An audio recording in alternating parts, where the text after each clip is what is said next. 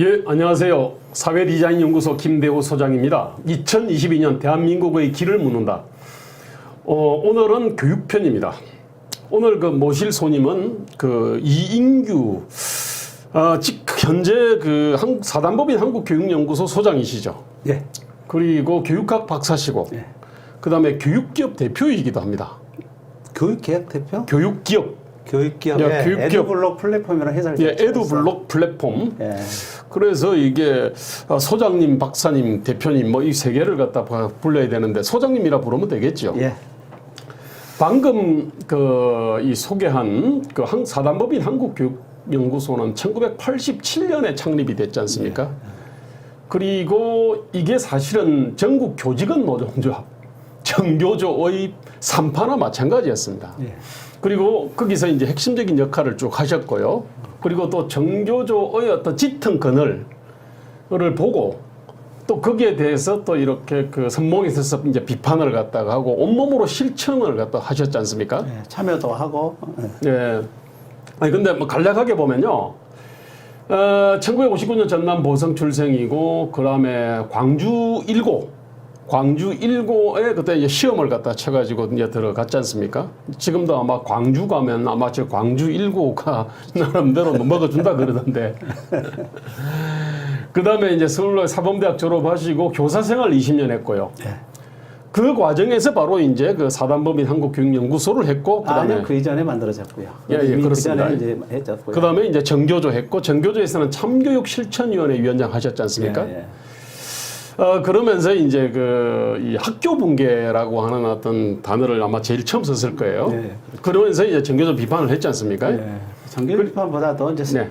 문명사적 대전환이 필요하다라고 일종의 시민 각성 운동을 했던 거죠. 예. 예. 그래서 이제 교사 생활 20년에 그 다음에 교감 생활 3년에다가 그 다음 박사학위 받고 나서는 대우 교수를 했습니다. 교수를 했고요. 예. 그 다음에 이제 교육 시민 운동을 오래 했지 않습니까? 네. 그 과정에서 교육개혁 시민연대 정책실장하고 아름다운 학교 운동본부 상임대표에다가 그 과정에서 이제 노무현 대통령 시절에 대통령 기속 교육혁신위원회 위원을 하셨고요. 예. 거기서 주로 이제 교원평가 문제도 다뤘죠. 예. 그리고 자신의 어떤 그 담론을 온몸으로 실천하기 위해 가지고 2008년 7월 30일 그때 서울시 교육감 보궐선거가 열렸는데 그때 이제 출마를 하셔가지고 6.01%를 받았습니다. 저보다 더 하지 않았었나요? 우리 그래도 한때는 제가 1위를 달렸었어요. 좌우 대립이 아니었으면 아마 했었을 거예요. 제가 갤럽 조사에서 계속 그 당시 1등으로 나오다가 나중에 제가 너무 정치를 몰라서 그때는 이제 사실은 중도개혁 후보로 자리매김을 하셨지 않습니까? 우리 펜앤마이크의 대표를 하셨던 정규재 주필 같은 경우는 이제 진짜 보수 후보로 이렇게 자리매김하고 부산시장 선거에 나가가지고 이제 1%가 좀 넘는 득표율을 기록했는데 어쨌든 2008년에는 이제 그렇게 출마하셔가 6%가 넘는 득표율을 올렸는데 아마 이 역시 그렇죠. 이 자신들이 교육이 가야 될 어떤 방향이 있는데 근데 거기에 대해 가지고 말만 하는 것이 아니라 온몸으로 실천하지 않으면 바뀌지 않겠다라는 판단을 갖다 하고 이제 나갔지 않습니까? 이게 이제 정규재 주필이나 우리 이인규 소장님이나 사실은 저도 일종 그런 거라고 할 수 있습니다. 네. 뭐 별로 이제 재미는 못 봤습니다만. 어쨌든 이렇게 됐는데, 그나저나 말입니다. 네. 어떻게 보면은 정교조의 산파시고, 정교조의 어떤 핵심 멤버시고, 그리고 정교조에 돼가지고 가장 일찍부터 선봉에 서서 비판도 하셨고, 네. 그리고 정교조로부터 어떤 집중포화를 맞았고, 왕따도 됐고요. 네. 그랬는데 지금 대선판이 벌어지니까 정교조 비판을 갖다가 대선 후보들이 지금 얘기를 해요. 예. 이를테면 홍준표도 정교조를 갖다 잡겠다는 얘기하고 윤희숙 후보도 지금 그렇게 얘기합니다. 예. 자, 그런데 이 정교조와 정말로 깊은 인연을 갖고 있고 정교조에서 아마 가장 잘 아는 사람 중에 한 사람으로서 이런 식으로 뭐 정교조 때리기식의 어떤 이 교육 공약들에 대해 가지고 좀 이게 맞는 겁니까? 좀 말씀 좀 해주십시오. 일단은 되게 이제 정교조 비판이 이제 정부 좌파다 뭐 이런 비판도 있고요. 네네. 이제 두 번째는 이제 기종노조다. 네. 기종노조로서 너무 이제 원래 참교육의 정신과 너무 다른 노조기를 갖고 있다. 이렇게 네네. 두 가지 이제 비판들이 있는데 문제는 이제 첫 번째 이제 비판들에 대해서는 이제 좀 심한 것 같다는 느낌이 들어요. 네네네. 왜냐하면 그게 이제 일부의 이제 운동권이 이제 그런 경향이 있는 거는 사실이지만 네네. 그렇다고 해서 정교조의 대부분의 선생님들은 음흠. 그래도 이 나라 교육을 좀 변화시키려고 하는 음흠. 그런 이제 그 민주주의 교육에 투철하신 분이고요. 네네. 예, 예. 그런 점에서 정부 좌파 논쟁으로 끌어가는 건 조금 너무 핀트가 좀 어긋나 있다. 그쪽으로 혹시 뭐 보수 쪽에서 얘기하신 분 있다면 그 좀 방향을 좀 잘못 잡은 거라고 보고요. 아. 이제 두 번째에 있어서 이제 기존노조 이제 논쟁인데 이 부분은 그 진실성이 뭐 어느 정도는 있는 것 같아요. 제가 보기에 이제 이 부분은 이제 올바른 지적이기도 하고요. 그런데 음흠. 문제는 이제 지금의 현실에 있어서 전체 그 일종의 우리 국가 전체가 너무 이해 당사자들의 아비투스가 너무 극단화됐잖아요. 그들의 잠깐만 이익 집단이죠. 이익 집단들의 아비투스라는 말을 좀 쉽게 설명해. 그러니까 이제 그들의 신조, 그들의 신조가 신조? 마치 옳은 것처럼 만드는 이제 전략이잖아요. 네네. 그거는 뭐 전체가 사실 그래요. 보수든 진보든 간에 각각 자기 이해, 그러니까 업자들이라고 표현을 우리 김대호 소장님이 특히 하던데 이 업자들이 자기들의 그 신조를 마치 국가 전체의 옳은 정책처럼 이렇게 내세우는 거. 이게 이제 우리 정교조도 이제 그렇게 했던 것 같고, 그러니까 이 점에 있어서 우리가 네. 이제 넘어서야 될 네. 상황인 것 같아요. 정교조가 사실은 이제 주로 신자유주의 반대 운동하면서 어떠한 그 선택 교과를 반대한다든가 또 교원들에 대한 어떤 평가를 반대하는 뭐 등등의 이제 이해 실현들을 했죠. 네. 실제로 이제 조직 노조로서 했는데, 이제 그분들이 원래의 참교육 정신과 달라서 참교육 실현을 위한 노조인데 네네. 그냥 노동조합이 너무 부과된 부분이 있으라는 그분들이 비판을 좀 받아야 될 것은 당연하지만 네. 문제는 국가가 교육 전체 리더십이 없는 거예요. 그러니까 아니 보수 쪽에서 우리 한국교총에 줄대어서 표를 얻으려 하고 네. 한편으로는 정교조 쪽에서 표를 대어 줄대어 하는 두 세력이 이렇게 해서 존재하고 그들이 양쪽의 아비투스를 그냥 본인들의 정책으로 하는 한에 있어서는 문제가 계속 있는 거잖아요. 즉 여전히 그냥 그 정교조 반정교조라는 그 라인 속에서 교육 정책을 만들어내면 예. 결국은 문제가 똑같아진다는 거잖아요. 제가 그림으로 하나 만들어놨어요. 그림으로. 그림 한번 좀 보여주세요. 지금 바로 제가 지금 그림을 했는데 우리가 국가주의 교육 전체가 있는데 이거를 국가가 민주주의 속에서 점점 권한이임을 한단 말이에요. 네. 권한이임을 하게 되면 결국 이념적으로 각각 분수했던 그런 또 혹은 시장에 있어서 각각 그런 헤게모니를 가진 집단들이 저렇게 이제 막 드러나잖아요. 힘을 갖게 되잖아요. 이런 지금 혼란의 상태가 있는데 그거는 이제 어느 한 편을 가지고 문제를 시작하게 되면 그건 또 하나의 이해를 관철시키는 전략이지 국가 교육 리더십을 관찰하는 그런 전략을 볼 수 없다는 거예요. 이런 점에 있어서 혹시나 이제 보수 쪽에 있어서도 정교조를 비판하는 데 있어서는 보다 더 어떻게 국가 리더십, 교육 리더십을 확보해서 이들을 설득시켜 이런 전략으로 가시는 것이 아마 표를 더 많이 얻으실 거라 이런 생각을 합니다. 저기 좀 요약하자면요. 예. 정교조의 어떤 이념성 있잖아요. 예. 좌파 이념성 또는 종북성을 문제 삼는데 예. 그 부분은 그야말로 그냥 극히 그 일부 내지는 표피적인 거고 예. 정교조의 핵심 문제는 이익 집단으로서 이익 집단으로서 노조니까요. 움직인다는 거고 또 그 점에서 정교조뿐만 아니라 예컨대 또 뭐 어떤 게 있습니까? 정교조 외에도 몇 개 있잖아요. 예컨대 한국교총이라는 게 있었지 않습니까? 그죠?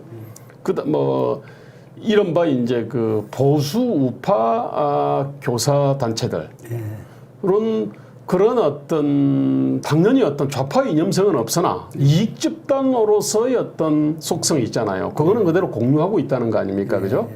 그래서 이제 이른바 교육 공급 업자들의 어떤 지금 이해와 요구에 의해 가지고 대한민국의 교육 발전이 막히고 있다는 거고 그 교육 공업자들은 좌파도 있고 우파도 있고 그다음에 그 안에는 또 있고 공무원, 관료도 사실은 그렇죠. 하나 이익 집단인 거죠, 그죠? 오히려 지금은 그런 이제 업자들이 이해가 시민들이 이해하고 네네. 저 보시면서 부딪힐 얘기하시죠. 때는 네네. 실제로는 업자들이 이해가 결속돼 있어요. 네네네네. 그러니까 보수 진보라고 서로 해봐야 네네. 그들이 오히려 저희들 눈에 보면 결속돼 있는 거예요. 결국 누구의 손해냐? 일반 시민들과 학부모, 학생들의 이해가 늘 손해 봐버리는 거잖아요. 예.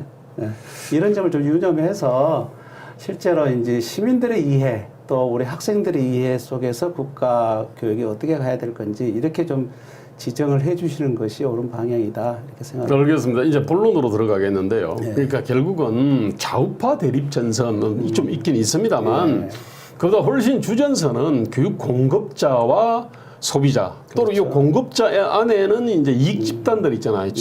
좌파 이익 집단, 뭐 그다음에 뭐 우파 이익 집단도 있고요. 그다음에 이제 그 교육의 어떤 예산을 배정을 하고 감독을 하고 하는 어떤 이 관료 집단 이 전체가 사실은 거의 공급자들이 되는 거고요. 이것하고 그다음에 일반 어떤 그 시민 또는 학생, 학부모 또는 산업과 사회 이 또는 교육 소비자라고 하기도 합니다. 이거를 근데 뭐 어떻게 불러야 될지 모르겠습니다만 어쨌든 네, 맞습니다. 또 공급자와 소비자의 어떤 이 전선이 있지 않습니까? 그렇죠. 이 전선이 이제 이렇게 또 있는 거고. 이렇게 문제가 심화되는 거는 결국은 국가의 어떤 국가가 교육을 갖다가 쥐락펴락하는 국가주의 교육의 어떤 체제 이게 언제 때부터 문제 있다는 나온지 거죠. 아시잖아요. 네네. 우리가 이제 그게 아마 일제 총간부 이후로 우리는 특이하게도 이제 국가주의 교육이 지금까지 어찌 생각하면 하나의 교육의 전체적인 하나의 대세가 됐잖아요. 네네네. 아까 이 이념은 국가주의 교육에 결국 그들의 이제 지금까지 지배한 거잖아요. 네. 자, 그런데 그나저나 지금 이제 지금 이제 교육 체제 내지는 교육에 대한 도전들이 몰려오잖아요. 근데 지금 인구 구조가 급감을 했지 않습니까? 91년생부터 95년생가 70만 명 태어났잖아요. 그 다음에 60만 명대로 줄었다가 2003년생부터 49만으로 해가지고 한 20년 쭉 가다가 지금 이제 2017년부터는 30만 명대로 떨어졌고 그 다음에 이제 20만 명대로 지금 떨어진 거 아닙니까? 그죠? 근데 지금 이제 2017년, 18년, 19년, 20년생들은 아직까지는 뭐 어린이집 정도까지는 왔겠네. 그죠? 근데 어쨌든 지금 메인 유치원, 초등학교, 중학교, 고등학교는 40만 명대들이지 않습니까? 어쨌든 간에 그 직전까지는 60만 명대, 70만 명대 태어나다가 확 줄었거든요. 그렇죠. 어쨌든 인구 급감으로 인해서 여러 가지 문제들이 막 생기지 않습니까? 그죠? 그 다음에 어떤 4차 산업혁명의 어떤 물결이 몰려오고요. 그렇죠. 그러다가 또 코로나라고 하는 어떤 이 비대면 그러니까 대면 접촉을 갖다가 기피하게 만드는 이 도전들이 몰려오는 거고요. 그 다음에 어떤 지식과 정보의 어떤 기술의 수명이 있잖아요. 수명이 무지하게 짧아졌지 않습니까? 그렇죠. 근데 이런 것들이 지금 교육 체제에 밀려오는 도전이거든요. 자, 이 도전에 대해 가지고 어떻게 대처해야 되는지 이게 오늘 본론이지 않습니까? 그죠? 그러니까 그래서 이제 하나하나 말씀을 해보시죠. 근데 뭐 시간 없으니까 먼저 결론을 갖다 먼저 말씀을 하시고 이 얘기를 풀어나가는 게 어떨까요? 제가 그것도 좀 화면을 준비해봤어요. 올려주십시오. 지금 우리가 이제 계속 개학 교육 혹은 뭐 교육혁명 얘기할 때 지속적으로 좀 추진해왔던 것은 사실 국가주의 교육으로는 우리가 아까 4차 산업혁명, 3차 산업혁명 때부터 그렇습니다만은 그렇습니다. 이러한 저만의 기술혁명의 그 어떤 산업사회 요구에 학교가 좀 대응을 못한다는 거고 또 하나는 점증하는 우리 시민들의 어떤 개발적 요구 그렇습니다. 이거를 대응하지 못한다는 뭐 이렇게 봤잖아요. 그렇습니다. 결국 해결하려면 각 시민들의 요구에 대응하고 또 기업들의 그러한 변화 속에서 대응을 하려면 결국은 우리가 이런 관료적 이런 그 중앙 집권적인 이런 교육 갖고는 안 된다. 그렇습니다. 결국은 이제 시민 주도로 가야 된다. 그 이제 모습의 이제 그림을 이렇게 표현을 하는 거예요. 저 그림 제가 그린 게 아니고 옛날에 우리 한국교육연수가 한번 토론을 했는데 네네. 어떤 기업의 그 부장님이 그려주셨던 건데 한 20년 전 얘기예요. 그런데 딱 생각나서 다시 가져왔어요. 그러니까 예. 지금요, 예. 여기가 피라미드 교육이라 그랬는데, 그러니까 중앙화 피라미드 교육인 거죠, 그죠? 예. 근데 이거를 갖다 중앙에서 탈중앙으로 가야 된다는 거고 피라미드가 아니라 플랫폼 교육으로 가야 된다 이런 얘기고요. 예, 예. 이 말이 좀 어려운데 이건 좀 설명해 주시기로 하고. 근데 어쨌든 이 안에 내용이 이제 내리먹음식 교육에서 자기주도 학습으로 요거는 이제 사람들이 이해할 것 같아요. 예, 국가 교육 과정을 강화해서 이제 국영수 등을 이제 강화하잖아요. 네네. 교사들을 4대 교대를 통해서 훈련을 시켜서 그 교육을 우리 아이들이 내리먹음식 교육으로 하는 것이 점차로 사실은 아이들의 이후의 삶에서 필요 없다는 거잖아요. 네네. 아이들은 지금 현재 가장 큰 학교에 불만이 있다면 나한테 너무 쓸데없는 교육을 강요한다. 예, 그런 거고 애들이 그래서 필요한 교육은 또 안 시키고. 그렇죠. 예. 그런 교육들은 학교에 없는 거죠. 네. 더군다나 뭐 예를 들어서 그런 학교에서 이력이 도움되냐? 학교 생활기록부 가지고 뭐 회사 지금 직원 뽑을 수 있어요? 디자이너를 뽑으려고 해도 학교 생활기록부에 나오나요? 그렇죠. 안 나오지. 나오잖아요.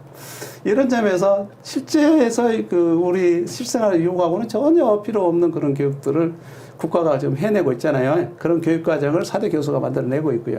여기에 달라붙은 게 이른바 교육업자들요. 그렇죠. 그 안에는 정교조도 있고, 그러니까 그렇죠. 뭐 예. 정교조도 있고. 그건 뭐 정교조뿐만 아니에요. 보수 쪽에 뭐 예, 마찬가지 그 이해 당사자들이 있다는 거잖아요. 네네네네. 자, 그래서 어쨌든 그러면은 어쨌든 그 중앙화 교육을 탈중앙으로 피라미드를 갖다 플랫폼으로 내리먹음식을 갖다가 자기주도 학습으로 교육업자 중심에서 학생 시민 중심으로 이게 이제 오늘 얘기 요지지 않습니까, 그죠? 예. 근데 좀 구체적으로 이것이 뭔 의미를 하는지 좀 설명을 좀 해주시죠.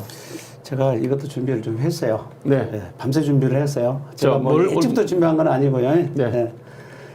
쭉 제가 준비한 거, 제가 요거구나. 걸로 해놨네요. 예. 완전히 하나로 그냥 딱 그렸네. 예.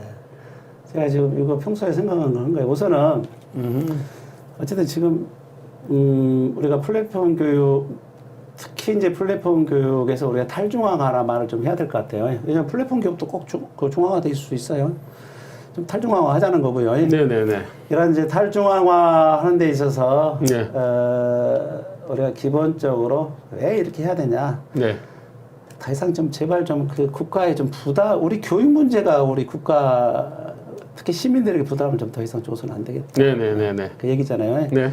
시민들이 가지고 있는 문제를 해결해 줘야지. 네. 또 그리고 미래에 관련돼서 새로운 이제 지식과 역량을 좀 키워주는 그런 교육을 해야지. 그래서 문제만 양산하고 있어서 네. 이런 점에서 우리가 보수나 진보나 이런 점에 있어서 대선 전략을 좀 꾸렸으면 좋겠다. 문제 해결적으로 좀 가다오. 예. 그럼 도대체 핵심 문제가 뭐냐? 바로 이제 우선 당장 애가 없잖아요. 저출산. 아니 뭐 아까 얘기했잖아요. 네네. 70만이었던 한 세대 지금 이제 40만 수준인데 네네.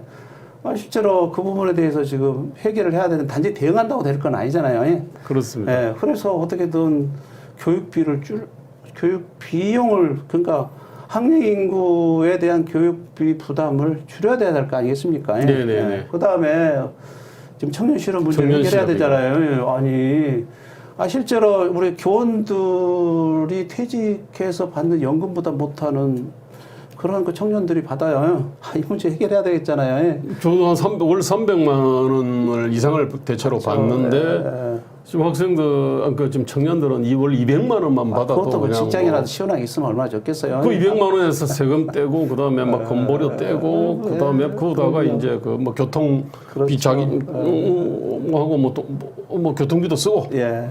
그다음에 이제 그 애도 키우고 예.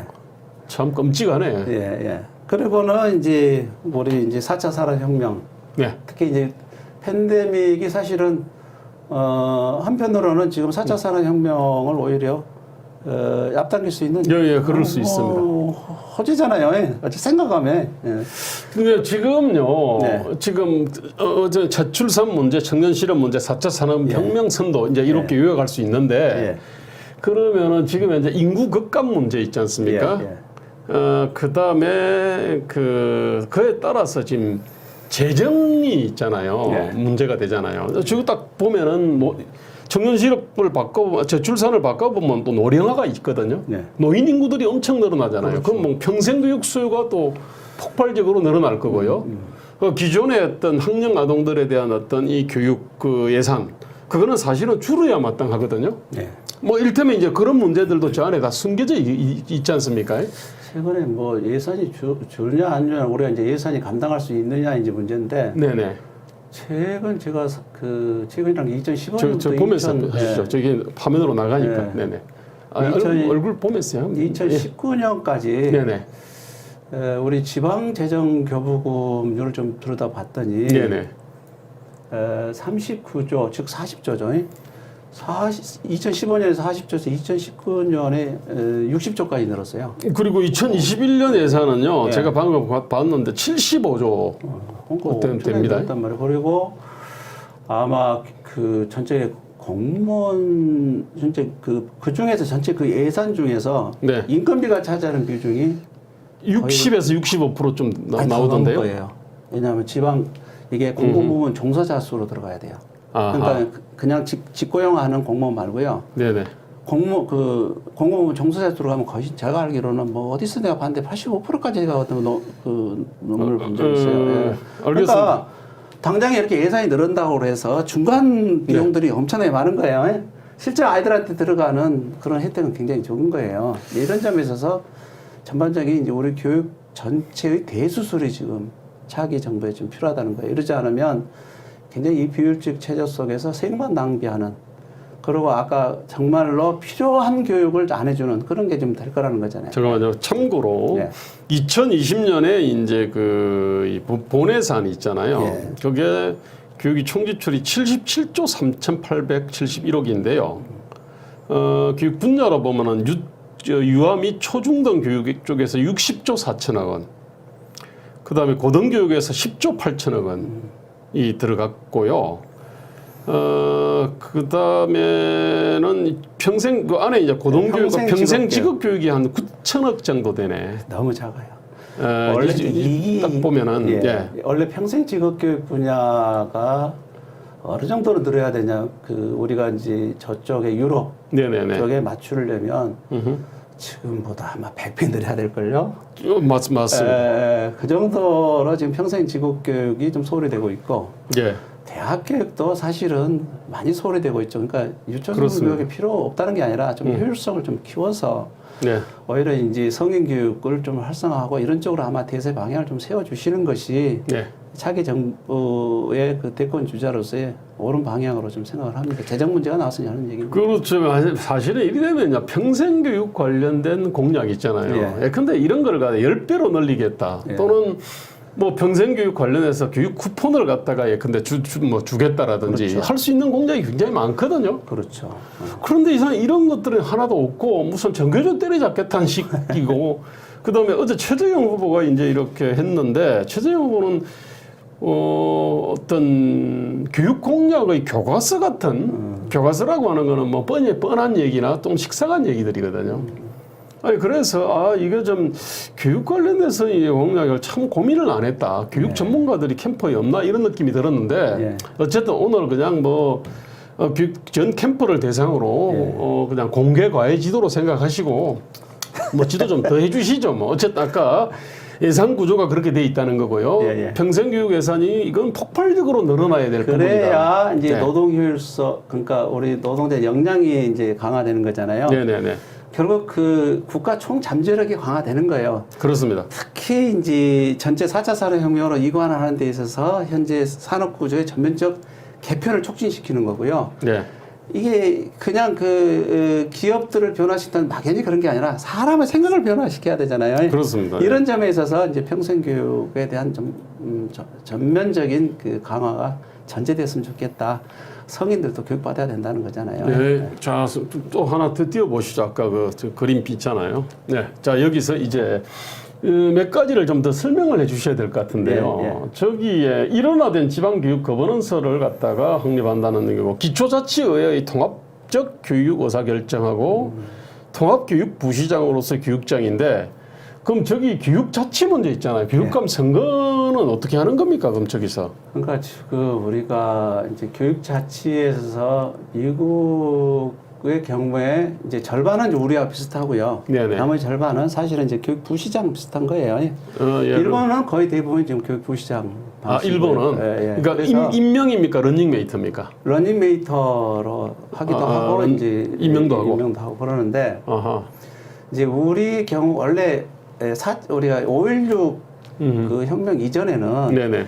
현재 이제 우리가 그 행정자치와 그 교육자치가 통합돼 있었어요. 네네네. 어쨌든 뭐 통합돼 있었는데 음흠. 그 5차 헌법 개정 때 헌법 31조상 교육의 자주성, 전문성, 정규 그 조항이 들어간 거예요. 교육의 네네네. 자주성과 정규 중성 하면서 네네. 어찌 생각하면 네. 교육 부분을 딱 행정자치로 영역으로 빼가지고 국가에 종속시켜 버린 거예요. 네네. 저는 아주 그것이 이제 악법이라고 생각하는 거고요.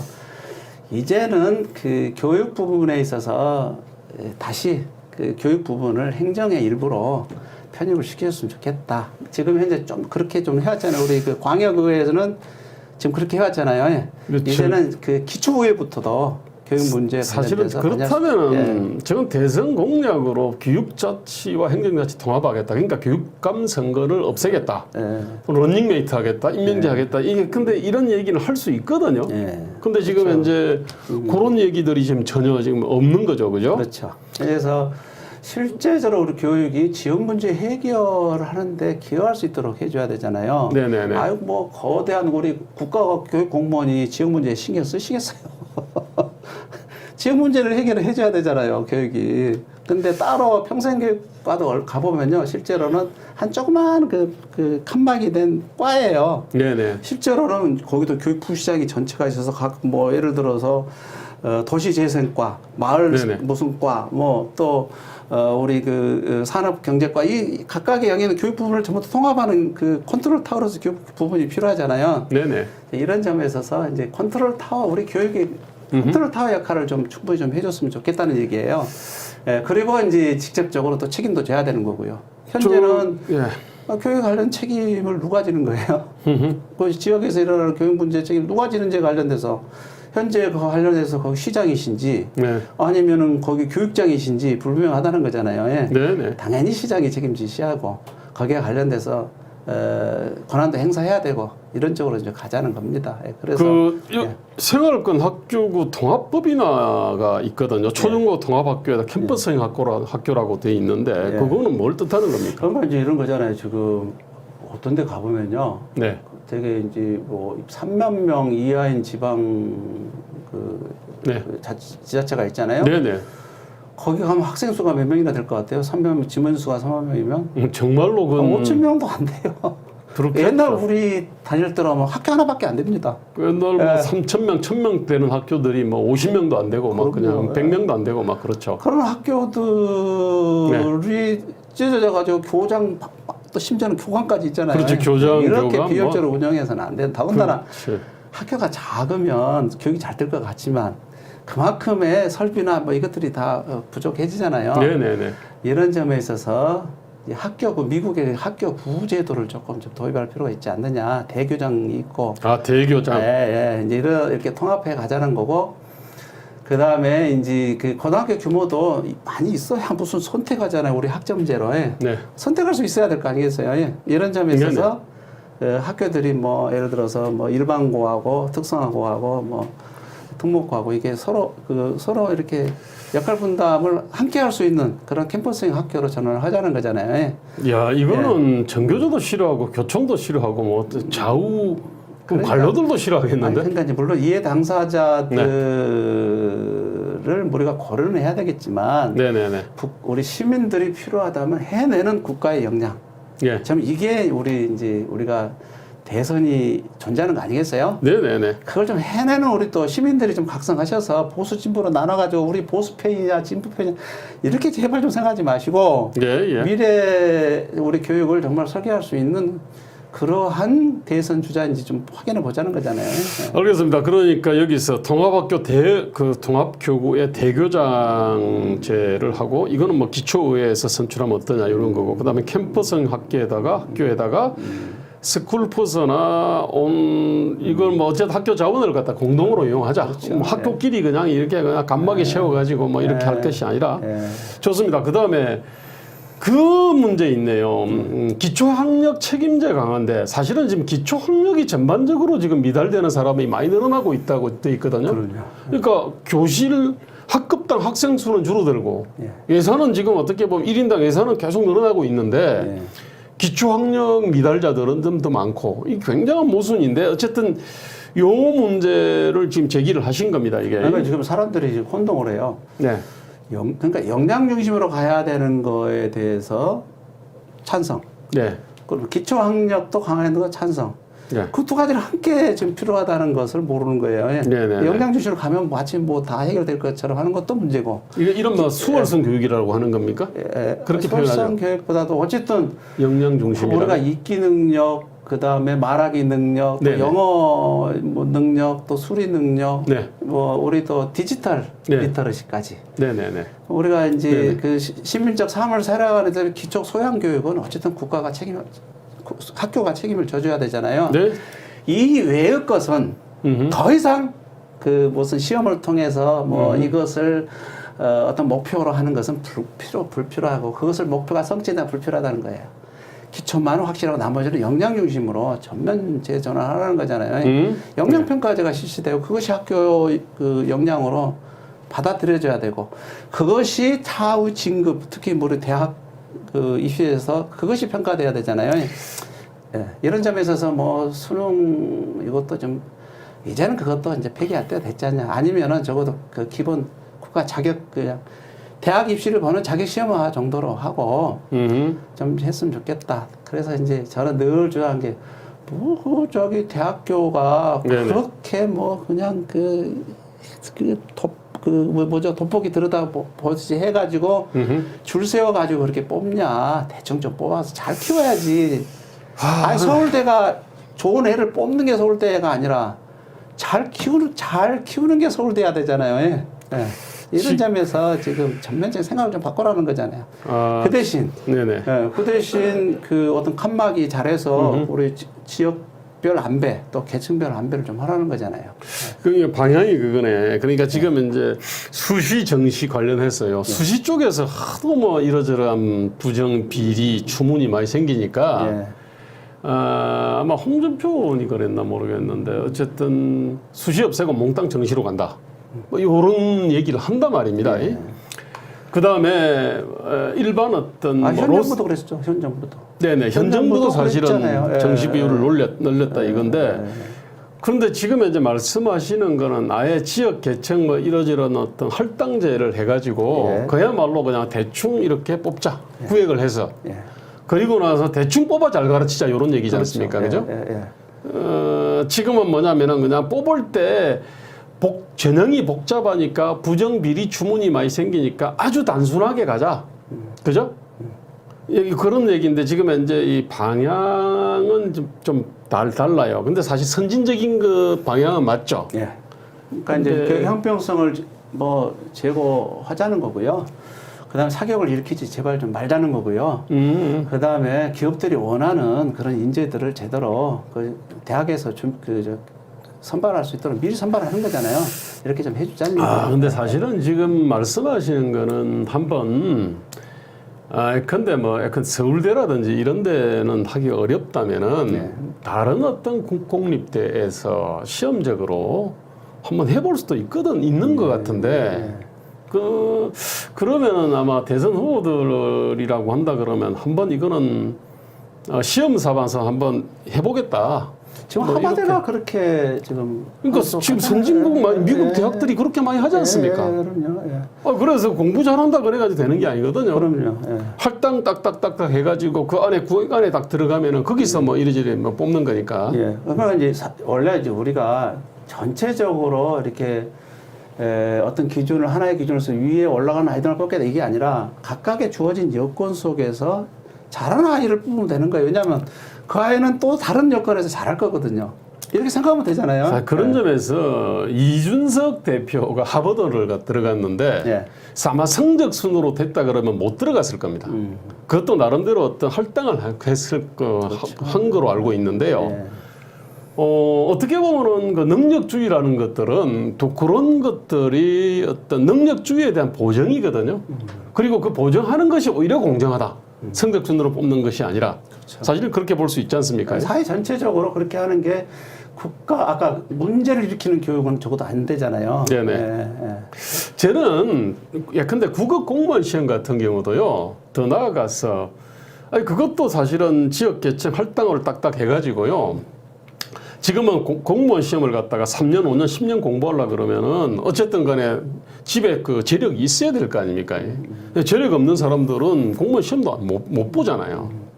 아니, 그래서 7급이나 5급은 일단 차치하고 9급 같은 경우는 그거는 정말로 이제 그 지역 계층 할당해가지고 일정한 어떤 기본 자격 요건을 갖다가 이렇게 통과를 하면은 몇 배수 뽑아가지고 추첨으로 그냥 이렇게 해도 되지 않을까 싶어요. 전 특별히 눈물 젖은 빵을 먹어본 사람들 있지 않습니까? 예컨대 3D 업종에서 뭐 일을 해봤다든지 등등등 그런 사람들을 갖다가 더 한테 약간 가점을 주는 형태들이 있지 않습니까? 얼마든지 가능하지 않을까? 어떤 지금 말씀하신 그 할당제 같은 거 아닙니까? 그죠? 간마기를 상세히 쳐가지고 이렇게 할당을 갖다가 이게 하고 그렇죠.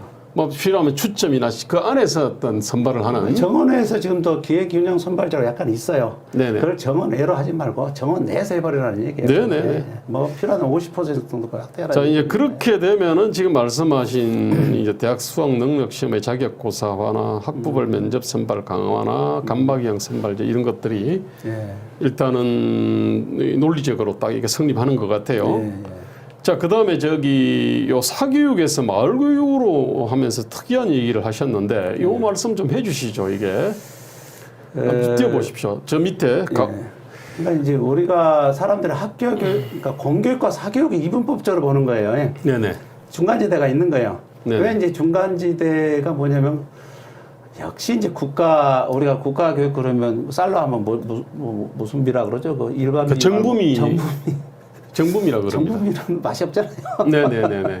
근데 이제 국가교육도 어쨌든 이제 공교육 전혀 없애자는 얘기라 우리가 이제 공공성 실현해서 어느 정도로 강제되는 교육이 필요하긴 해요. 네네네. 그렇지만 이제 우리 개인의 성장에 필요한 교육은 매우 개별적이고 특수적이잖아요. 네네. 이제 그걸 우리 공교육이 다 맞출 수는 어차피 없잖아요. 네네네. 이런 점에서 사교육이 필요한데, 네. 그러나 그 사교육도 지금 현재 국영수 뭐 이쪽으로 해갖고 쓸데없는 사교육 만들고 그래서 가계 부담을 늘리고 결국 그것 때문에 지금 아이도 안 낳고 네네. 지금 국가가 엄청난 위기를 지금 맞고 있잖아요. 네네. 이제 이런 점에서 약간 맞춤 교육을 할 주체로서 마을 교육. 그러면 이 마을 교육을 누가 주도할 거냐? 결국 NPO들이 해야 된다는 거잖아요. NPO라고 이걸 풀어주시죠. 비영리 기업이 되는 거죠. 그렇죠. 그래서 NPO 주도로 방과 후 마을 학교. 네, 그렇죠. 이것이 전면 지금 지원한다. 하고 있는데 이제 이걸 이제 플랫폼화 하라는 거잖아요. 학교하고 이제 마을 교육을 전면적으로 플랫폼화해서 실제로 지금 현재 우리 예를 들어서 나이스 같은 경우는 학교 교육에서 멈춰요. 네네. 마을 교육으로 못 간단 말이에요. 그건 못 가죠. 네, 마을 교육 이제 그쪽도 이제 제도화해서 네네. 거기도 지원 대상이고요. 네네. 이런 점에 있어서 아이들이 원하는 교육은 얼마든지 할 수 있도록 그렇게 좀 기회를 좀 확장해 줬으면 좋겠다는 얘기입니다. 그렇지 않으면 결국 또 사교육으로 갈 거고 결국은 또 이제 경쟁 너무 강화돼가지고 이제 서로를 힘들게 하는 거잖아요. 자, 알겠습니다. 그러면 마지막으로 이제 국가 문제 해결을 위한 교육혁명인데 여기 뭐 교육노동통합수석제하고 에듀테크 기업 지원하고 네. 대통령 직속 뭐 교육대전환 시민교육위원회 네.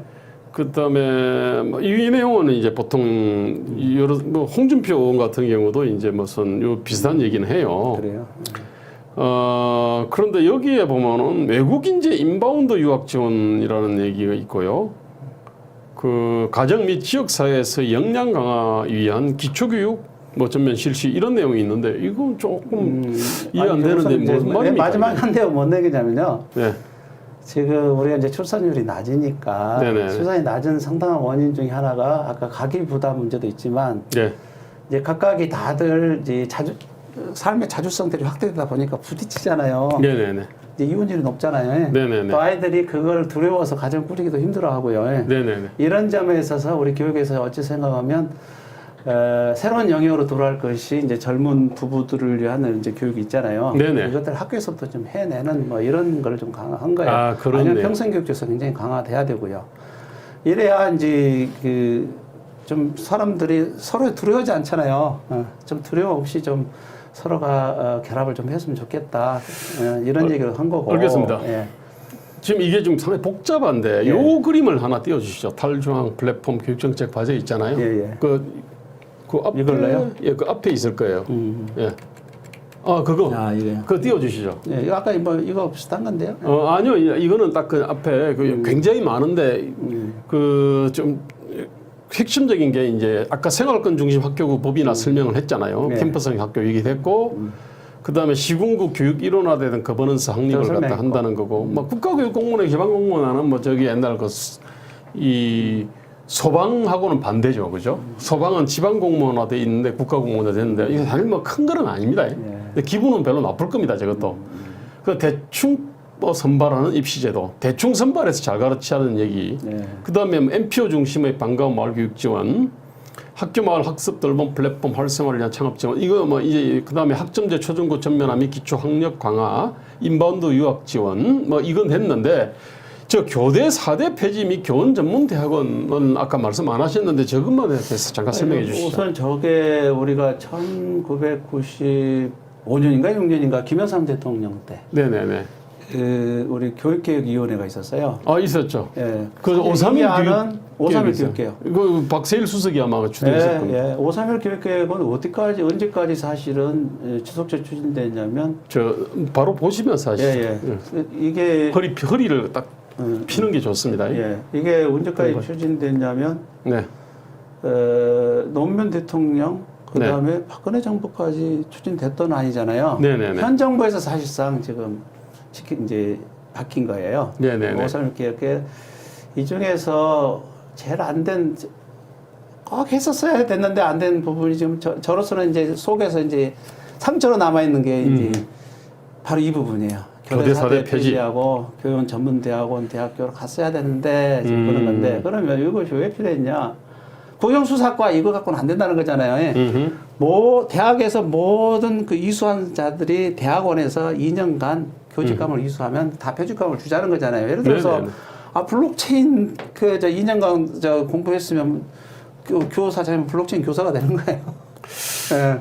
이렇게 하면 굉장히 이제 유연적이잖아요. 예. 아마 교대 4대 있는 나라가 그렇게 많지 않을 텐데. 그러니까 옛날에 이게 이제 우리 일제의 사실은 산물들이에요. 지금 아까 국가주의 제가 교육의 뼈 얘기는 사실은 일제가 만든 이 산물인데 여태껏 우리가 지금 갖고 있는 거예요. 예. 네네네. 이걸 대개혁을 해야 되는데 이게 지금 이번 이제 더 이상 어쩌면 지금까지는 용납할 수 있는 게 한편으로는 국가주의 교육에 아까 우리 그 공급자들 그 중간 조직들 있잖아요. 네네네. 이분들이 자기들 이해를 분출하는 과정에서 사실은 한눈으로 보면 좀 필요했던 거예요. 근데 이제 더 이상 안 된다는 거잖아요. 이제는 완전히 시민주도 교육으로 가야 되는 거고요. 이 부분에서 결단을 좀 해주셨으면 좋겠다는 얘기예요. 저게 아마 가장 크리티컬할 텐데 영국 노동당의 96년 공약에 보면은 누구나 교사가 될 수 있다 이런 내용이 나옵니다. 그러니까 이제 그 교원 자격 관련된 어떤 규제 내지 조항을 확 낮춘다는 건데 한국 같은 경우는 저게 아마 이른바 이제 밥그릇을 건드리는 거라 가지고 아마 결사적으로 들고 일어날 텐데 근데 언제까지 그러면 이렇게 갈 거냐 이겁니까? 그렇죠. 완전 시대적 수명이 다한 제도를 갖다가 아니 뭐 지금 뭐 현재 교사들을 뭐 잘라내자는 표현보다는 그분들이 그 표시 과목을 변경할 수 있도록 무슨 교사 자격을 2개 이상 갖도록 의무한다든가 그렇죠. 여러 방법이 있어요. 새로운 과목도 만들고 그 국가가 의지만 가지면 얼마든지 할 수 있는 거 아마 교원들도 대부분 따라올 겁니다. 왜냐하면 현재 교원들이 제일 힘들어하는 부분은 교육을 하는 게 재미가 없다는 거잖아요. 그분들도 좀 뭔가 생동감 있고 국가 문제를 해결하는 그런 교육을 하고 싶어서 안달돼 있는 분이에요. 이런 점에서 국가 교육 리더십 확고히 좀 만들어졌으면 좋겠다는 얘기입니다. 그렇습니다.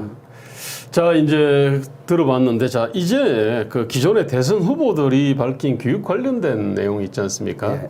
그거를 조금 보면서 말씀을 조금 나눴으면 좋겠는데요. 예. 한 앞으로 10분 남짓 남았는데, 일단 아까 그 홍준표 윤희숙 의원이 이제 이 정교조에 대한 말씀을 하셨거든요. 예. 아니, 잠깐만요. 보이십시오. 이거 말고. 정교조. 공약들 있잖아요. 홍준표, 윤희숙. 그거 좀 더 올려주십시오. 예, 그래요? 예, 이거 말고. 요건 내용 잠깐 볼게요. 여기서 이제 홍준표 의원이 특이한 거는 뭐 교육문화 수석관 사회노동 수석 설치 뭐 이거야 뭐 할 수 있는 얘기고 교육세 일정 부분을 대학에 지원하겠다는 거고요. 그거는 이제 정년아동이 줄어들고 학교가 통폐합하는 마당에 늘어나는 교육세를 점점 어려워지는 대학에 업무적으로 지원해야 한다. 뭐 당연하죠. 아까 평생교육까지 더. 이 아니라 더 나아가서 평생교육 예산을 폭발적으로 10배 이상 늘린 뭔가 좀 과감한 게 필요할 것 같고요. 윤희숙도 보면 학력 격차의 가장 큰 책임은 정교조에 있다. 참 이것도 너무 좀 단견인 것 같고요. 자, 그럼 여기서 보면 재밌는 내용이 들어 있는데 전수 평가를 통해 아이들의 학력을 점검한다는 거. 그다음에 인공지능 보조교사 도입해서 아이들 모두 AI 교사를 무료로 이용할 수 있도록 지원하고 어떤 콘텐츠를 이용할 것인지 학교나 교사가 선택하게 하겠다. 요 얘기를 갖다 했는데 요 얘기는 어떻게 보십니까? 일단 인공지능 보조교사 도입 뭐 맞고요. 네네. 다만 지금 이제 여기 좀 다른 얘기인데 네네. 인공지능이 기계학습을 하려면 데이터들이 충실해야 되잖아요. 네네네. 현재 뭐 그 데이터들이 나이스. 네. 현재 교사들이 쓰는 나이스에 거의 불과하거든요. NEIS죠, 그죠? 예, NEIS. 국가 교육 즉 중앙화돼 있어요. 그러니까 학사 그렇죠. 정보도 중앙화돼 있어서. 그렇죠, 중앙화돼 있네. 마치 이런 것 같아요. 가천대의 그쪽에 인공지능 의사가 네네. 왓슨이죠. 네. 그 가천대에 있는 그 정보만으로 그 처방을 하겠다면 좀 인공지능이 제대로 기능하겠어요. 안 되죠. 지금 말하자면 모든 정보들이 통합돼야 되고 그래서 플랫폼화 돼야 된다 그 얘기예요. 그래야 뭐 AI 교사 제대로 작동되는데 지금 예를 들어서 모 교육청에 이번에도 50억을 들어서 이제 그 인공지능 관련해서 뭐 좀 새로운 기능 강화 시스템을 만들었더라고요. 네네. 근데 웃음이 나오는 게 네. 데이터가 있어야 뭐 인공지능이 데이터가 없나? 50억 개인 쓸데없이 날리는 거잖아요. 네네네. 빨리 그 플랫폼화 해야 된다는 그래야 AI 인공지능 교사가 나온다. 이 점을 좀 함부로 그냥 4차 산업혁명 막 얘기한다고 되는 건 아니다. 좀 세밀한 좀 밑그림이 필요하다는 얘기 말씀을 좀 드리고요. 우리나라가 예산 빼먹는 방식이에요. 뭐 인공지능, 4차 산업혁명, 그다음에 뭐 안전, 뭐 유행하는 뭐가 있으면 그거 물고 있지 않습니까? 막 예산 수시에 넣거든요. 뭐 저출산도 마찬가지입니다. 저출산을 팔아가지고 자기들 예산 늘리는 건데 그러다 보니까 저출산 예산은 엄청나게 많은 것 같은데 실제로 이게 엉뚱한 예산들이 많거든요. 아마 이것도 인공지능도 마찬가지일 겁니다, 아마. 그럼요. 그다음에 이제 아까 기초학력의 부분에 있어서는 실제로 그 기초학력 미달의 부분이 지금 중요한지 그다음에 역량 교육이 중요한지 관련 국가 리더십이 분명히 있어야 된다. 네네. 교사들은 이제 역량 교육을 강화한다고 또 장단에 맞추고 또 기초학력 장단 이렇게 할 수는 없잖아요. 네네. 이러자면 좀 더 좀 전문화된 밑그림들 이게 좀 필요한 때인 것 같아요. 예.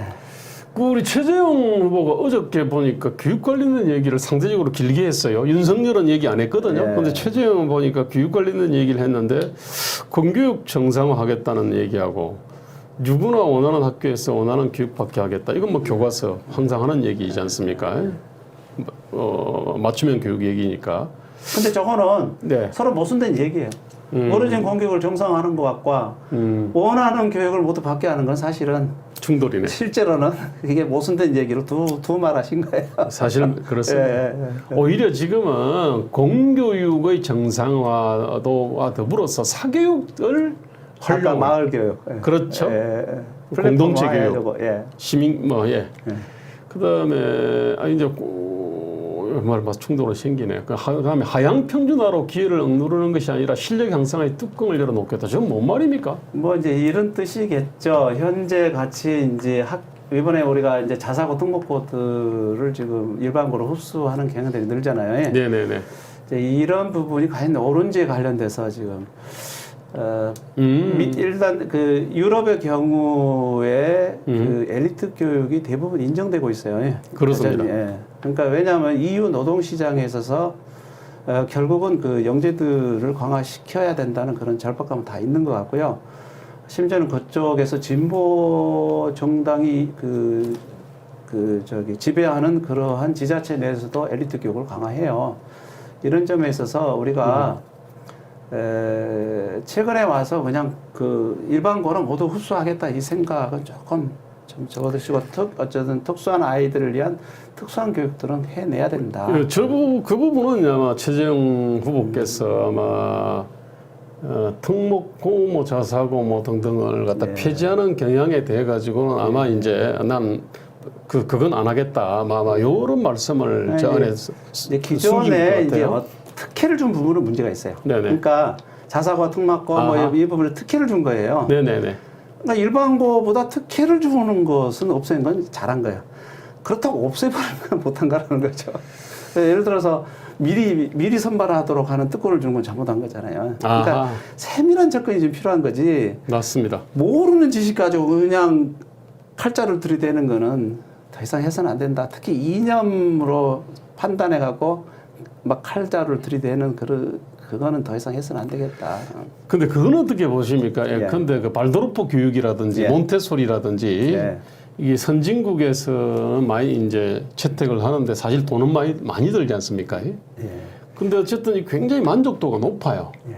학업 성취도라든지 인성 발달이나 여기서도 보면 굉장히 높은 평가를 갖다 받고 있는데 이게 일종의 지금 어떤 대안교육으로 돼 있잖아요. 예. 이게 발도르프 교육이라든지 이런 거를 받았으면 나중에 이제 검정고시를 쳐가지고 초등학교 학력을 인정받고 뭐 이렇지 않습니까 이게. 예. 지금 이 문제를 갖다가 이 문제에 대해서는 어떻게 생각하십니까 이게? 이게 이제 사실 전혀 다른 차원의 얘기들이에요. 네네. 왜냐면 네. 원래 우리가 이제 과학 물질주의, 과학주의, 네네. 눈에 보이는 것, 네네. 이 속에서의 우리 학교가 있단 말이에요. 네네. 그러면 세상이라는 게 눈에 보이지 않는 그런 부분에 관한 지식이 있잖아요. 네네네네. 흔히 이제 영성이라고 그러잖아요. 네네네. 우리가 그 가드너의 그 8가지 지능 네네. 아시잖아요. 네네. 근데 사실 9가지 지능이에요. 하나가 영성 지능이에요. 오, 네, 그러니까 그런 게 있구나. 요새 최근에 와서 그 기업에서도 이 영성 지능을 평가하는 데도 꽤 늘었어요. 그 영성을 어떻게 정의합니까? 그러니까- 기독교에서는 많이 쓰거든요. 그런 말. 그렇죠. 그러니까 아니 저도 기업 신자 아니에요. 네네. 현재의 삶을 이렇게 해방되어서 보는 거잖아요. 아하. 초월해서 본다. 이렇게 자기의 삶을 초월해서 볼 줄 아는 거. 그렇게 해야 그 현재 문제를 해결하지 뭐 문제를 바닥들여서 맨날 투쟁한다고 되는 거 그게 아니잖아요. 더 네. 고도화된 성찰과 그렇죠. 통찰이라고 얘기할 수 있겠구나. 그렇죠. 오히려 내려놓는 거. 네네네. 오히려 뭐 막 문제를 쌓아서 내려놔서 해결된다는 거야. 이런 부분을 이제 가르치는 곳이 대안학교였어요. 근데 이제 요새 대안학교들도 점점 힘들어져 버린 게 거기에 있는 선생님들도 전부 다 이제 국가에 편입되기를 원하잖아요. 뭐 간대 학교만 해도 사실은 거기도 이제 국가의 지원을 받으면서 이제 편입돼 버리는 국가 교육과정을 따르는 학교로 대부분 이제 대안학교들이 국가 교육과정을 그대로 따르는 어찌 생각하면 벤처형 학교로 변해버린 거예요. 적은동 가지고 사립학교를 만들었던 참 아쉬운 대목이에요. 예. 그게 원래 1인당 교육 예산을 바우처 형태로 해가지고 나눠서 주면은 네. 그건 다양한 대안학교들이 학부모들의 부담을 줄이는 상태로 유지 운영 확대 강화될 수 있을 텐데. 예. 우리는 사실 그게 금기화돼 있잖아요. 사실상. 예. 대안학교 일제 지원 안 하지 않습니까? 그러니까 미국의 30%는 이 바우처 학교예요. 30%가? 한 30%는 차타형 스쿨이고요. 차타형 스쿨이라는 것은 그래 너희들이 한번 경영해봐 이런 거고요. 바우처 스쿨이라는 것은 우리 그 노동 우리 네. 직업학교들 있잖아요. 네네네. 그러니까 뭐 학생 수가 오는 대로 국가가 지원을 하잖아요. 네네네. 그러니까는 일종의 학부모한테 돈을 줘버리는 거예요. 그렇죠. 예, 네. 이렇게 해서 학부모 선택지를 늘리는 건데 네. 우리도 이제 이번에 이제 기본소득 논란이 어차피 이번에 핵심 네네. 논쟁이 됐으니 네. 기본소득에서 그냥 국가 공무원 수는 우리 그대로 놔두고 또 기본소득을 줄이면 감당할 수 있겠어요? 안 되죠. 안 되잖아요. 네. 결국 기본소득에서 핵심은 현재의 국가 그 시스템에서 아까 공공부문 종사자 수를 어떻게 할 건가의 문제잖아요. 네네네. 이런 점에 있어서 공무원수를 이런 점에 있어서 실제로 현재 그 규모를 작은 정부로 줄이면서 기본소득을 늘린다면 문제가 없잖아요. 네네. 마찬가지로 학교도 이제 그런 점에서 바우처형 학교들을 좀 늘리는 쪽으로 좀 고민을 좀 했으면 좋겠어요. 예. 알겠습니다. 혹시 예. 문재인 정부의 교육 정책 있잖아요. 예. 이거 간략하게 좀 평가를 좀 해주실 수 있겠습니까? 이제 문재인 정부의 평가는 한마디로 전체 방향은 알고 있는데 네. 실천 의지가 굉장히 부족했던 정부. 저는 이제 이렇게 좀 종합적으로 평가하고 싶네요. 그러니까 전체적으로 이제 플랫폼 하는 부분은 일치를 했는데 결국은 기존의 아까 업자 네. 들의 이해관계를 넘어서지를 못했다는 거죠. 예. 오히려 더 강하게 충실하게 복무한 것 같은데 더. 예, 그 아까 우리가 이제 원래는 수시를 확대해야 되는 정부였는데 결국은 강남 저쪽에 파락군의 그 학부모들의 이해를 받아들여서 정시를 확대해 버렸잖아요. 네네네. 예, 그 다음에 우리 아까 그 교원들의 이해관계를 뚫지를 못해서 국어 학점제를 또 사실은 연계해 버리는 등의 참 안타까운 제목들이 꽤 있는 거예요. 예. 학교 구조조정도 뭐 거의 안 했을 테고요. 그러니까 지금 학교 통폐합이라든지 뭐 이런. 예, 예. 그러니까 뭐 지금 현재 뭐 전교조 때려잡자 뭐 이런 게 아니라 네네. 그 대선 주자가 교육에 대해서 확고한 지식, 예. 확고한 의지 이거를 네. 좀 표명하는 게 더 중요하다는 거잖아요. 네네. 예. 아주 그 소합병적인 그런 좀 공약에 우리 그 국민들이 좀 휘둘리지 말았으면 좋겠다 이런 생각을 합니다. 아이고 저 김상곤 장관 시기에 보면은 뭐 교장 공모제하고 뭐 자유학년제 도입 뭐 이러저런 내용들이 좀 있었거든요. 예. 그 교장 공모제나 자유학년제 이거는 지금 뭐 어떻게 사실은 됐습니까? 이제 교장 공모제의 그 실체는 네네. 원래는 이제 커리어 머니지먼트. 네. 예, 그러니까 현재는 승진 점수예요. 예. 네네. 0.00을 갖고 뽑네. 네네네. 이 구조가 아니라 그 교원들이 가지고 있는 역량으로 뽑자는 거잖아요. 역량으로 뽑으려면 이력 관리가 돼야 되잖아요. 경력 관리가. 네네네. 교원들의 경력 관리가 실체가 돼야 되는데 단지 점수 지금 행정 점수 가르치는 거하고 아무 상관이 없는. 점수로 따지면 체육교사가 제일 유리할걸요? 그러니까요. 체육교사들이 아마 교장이 엄청 많을 겁니다. 이런 점에 있어서 커리어 머니지먼트라는 전반적인 인사 시스템의 대전환 네네. 이게 좀 준비돼야 될 건데 네. 꼭 보면은 지금 우리 교육에 있어서 리더십이 어느 한 부분만 알고 나머지를 모르는 사람들이 하는 거예요. 네네. 그 이념적 편향성 가지고 결정을 하는 거고요. 네네네. 참 안타까운 대목입니다. 그 유은혜 교육부 장관 시절에 보니까 뭐 학교 폭력 대책위원회 뭐 이런 내용을 이게 있네요. 뭐 네. 자치위원회에서 교육청으로 이관을 했다는 얘기가 있고, 그다음 대입 제도를 그러니까 아까 수능 정시 40%로 올렸다는 거고 학종 축소를 하고, 그다음에 뭐 기초학력 보장 정책에서 기초학력 보장법을 제정한 모양이에요. 그다음에 고교 무상 교육을 갖다 했고, 뭐 그거 무상 교육이야 뭐 돈으로 때려 바르는 거니까 뭐 학령은 아동은 줄었는데 계산은 그냥 계속 늘어나니까 뭐 이런 거야 뭐 아무런 문제가 안 되는 테고. 재정이 그만큼 풍족했잖아요. 그렇죠. 그동안에. 풍족한 재정을 쓰는 거야. 다만 그걸 이제 우리가 미래를 준비하는데 더 썼으면 싶은데 네네. 그냥 현재적 어떤 아까 그 업자들의 요구에 네네. 너무 거기다가 이제 써버리는 게 안타깝다는 거죠. 고교 학점제하고 고교 취득 개편은 2025년 이후에 하는 거로 그렇게 돼 있는 모양이에요. 예, 좀 연기됐죠. 그 국가교육위원회 그건 어떻게 됐습니까? 저도 지금 뭐 요새는 많이 저도 떠나갔고 원래 이제 국가교육위원회의 취지는 네네. 교육부의 의사결정을 위원회 방식으로 좀 전환하자는 취지고 네네네. 거기에 이제 사실은 시민들의 의사결정을 받자는 건데 네네네. 이것을 무조건 지지하기에는 그 안에도 아까 업자들의 위원회가 돼버리는 거예요. 예. 네네네. 교수들, 교사들 뭐 이분들의 위원회가 된다면 이거는 거꾸로 국가 권력을 분립할 필요가 있겠어요? 네네네.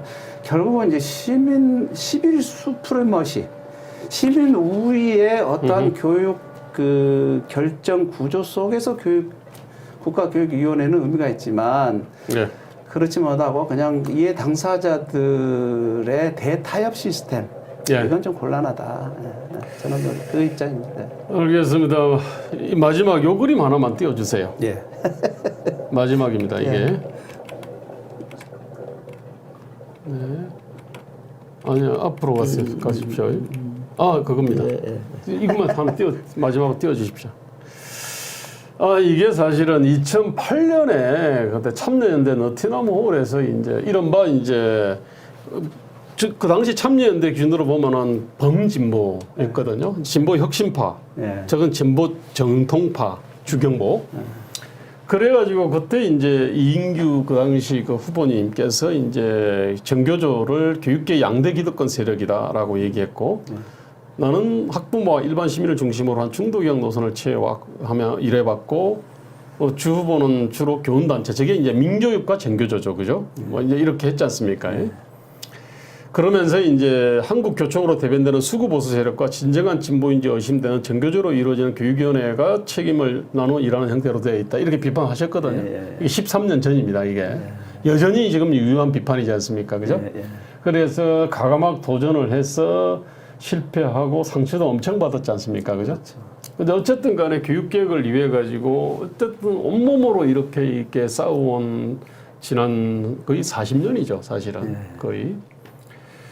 근데 이제 쭉 돌아보시니 어떠신지 모르겠습니다. 뭐 그냥 마지막으로 그 좀 소감 한마디 해주시고 오늘 여기서 아무래도 마쳐야 될 것 같습니다. 아니, 이 정치, 경제, 사회, 문화, 교육이잖아요. 네네. 늘 정치가 앞서잖아요. 네.